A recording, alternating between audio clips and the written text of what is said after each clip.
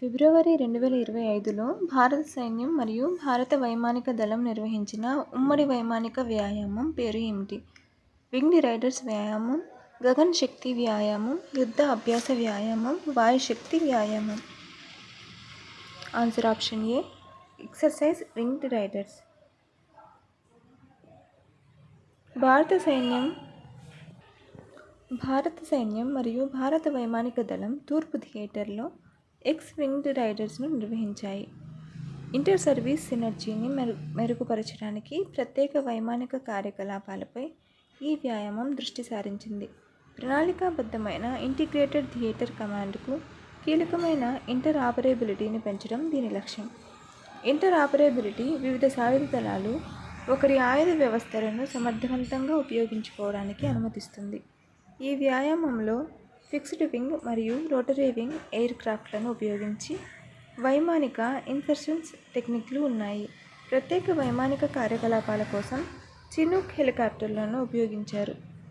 ఈ శిక్షణ దళాల నైపుణ్యం, వేగవంతమైన విస్తరణ మరియు మిషన్ సంసిద్ధతను మెరుగుపరిచింది.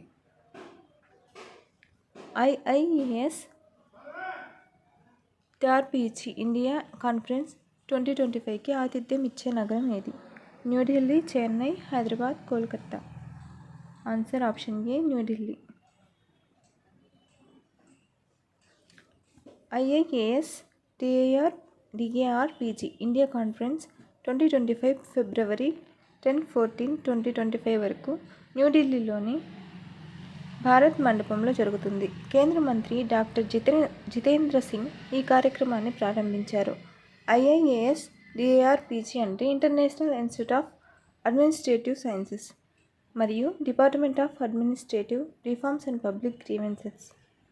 55 దేశాల నుండి 240 మంది ప్రతినిధులు నమోదు చేసుకున్నారు.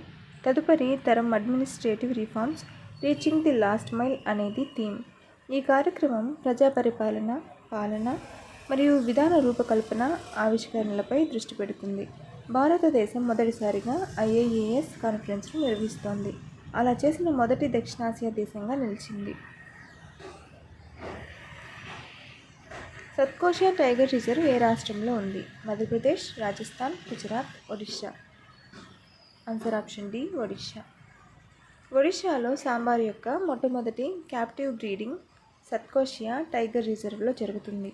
ఈ రిజర్వ్ ఒడిషాలో ఉంది. ఇది అంగుల్, కటక్, బౌద్ధ్ మరియు నయాగఢ్ జిల్లాలను కలిగి ఉంది. ఇందులో బైసిపల్లి అభయారణ్యం మరియు సత్కోషియా జార్జ్ అభయారణ్యం ఉన్నాయి. మొత్తం వైశాల్యం 963.87 చదరపు కిలోమీటర్లు, 523.61 చదరపు కిలోమీటర్లు కోర్ ఏరియా. ఇది మహానది ఎలిఫెంట్ రిజర్వ్లో భాగం.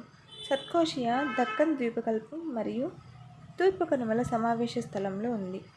మహానది దీని గుండా ప్రవహిస్తుంది. 2025 చెన్నై ఓపెన్ టెన్నిస్ పురుషుల సింగిల్స్ టైటిల్ను ఎవరు గెలుచుకున్నారు? Kyrian Jacquet, Elias Ymer, Dalibor Svrcina, Billy Harris. Answer option A, Kyrian Jacquet. ఫ్రాన్స్కు చెందిన Kyrian Jacquet 2025 Chennai open tennis పురుషుల సింగిల్స్ టైటిల్ను గెలుచుకున్నాడు. ఫిబ్రవరి 9, 2025న తమిళనాడులోని నుంగంబాక్కంలోని SDAT టెన్నిస్ స్టేడియంలో జరిగిన ఫైనల్లో అతను స్వీడన్కు చెందిన ఎలియాస్ యమర్ను ఓడించాడు. 2025 చెన్నై ఓపెన్ అనేది ఫిబ్రవరి 3-9 వరకు 2025 వరకు జరిగిన ATP 100 ఛాలెంజర్ ఈవెంట్. ఇది కైరియన్ జాక్వెట్ యొక్క మొదటి association of tennis professionals title. సెమీఫైనల్స్లో జాక్వెట్ దాలిబోర్ స్వర్సినాను ఓడించగా టాప్ సీడ్ బిల్లీ హారిస్ను యమర్ ఓడించాడు. ఎక్సర్సైజ్ సైక్లోన్ 2025 భారతదేశం మరియు ఏ దేశం మధ్య నిర్వహించబడుతుంది? మాల్దీవులు, Australia, Indonesia, Egypt. Answer option D, Egypt. భారతదేశం మరియు ఈజిప్ట్ మధ్య ఉమ్మడి ప్రత్యేక దళాల విన్యాసమైన ఎక్సర్సైజ్ సైక్లోన్ యొక్క 3వ ఎడిషన్ ఫిబ్రవరి 10 నుండి 23 వరకు రాజస్థాన్లో జరుగుతుంది. ఈ విన్యాసం మహాజన్ ఫీల్డ్ ఫైరింగ్ రేంజ్లో జరుగుతుంది. ఇందులో 2 దేశాల ప్రత్యేక దళాలు పాల్గొంటాయి. ఉగ్రవాద నిరోధక, అధిక తీవ్రత పోరాటం మరియు మనుగడ పద్ధతులపై దృష్టి సారిస్తాయి. భారత మరియు ఈజిప్టు సైన్యాల మధ్య సమన్వయాన్ని మెరుగుపరచడం లక్ష్యంగా పెట్టుకుంది.